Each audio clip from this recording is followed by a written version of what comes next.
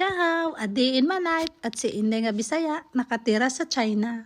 For today's video dahil mga ka-China, nag-ilis ko sa hanig kay ting lamig naman diri, ilis da natin og kapal na hanig.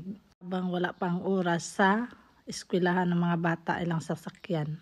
Ilisan ko na lang muna linis to habang kasi ihahatid ko pa sila sa labas. So ngayon, ito na. Makapal yan. Pinasok natin sa loob. Pagkatapos, hinatid ko na yung mga bata doon sa waiting ng ilang sasakyan sa labas. Labas lang ng bahay doon sa daan.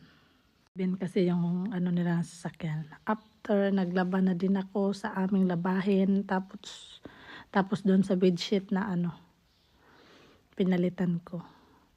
Binras ko muna ang bedsheet kasi madumi sa paa ng mga bata. Tinapunan pa ng mga kula. Sobrang dumi kaya brasan na lang natin hanggang dito na lang po. Salamat!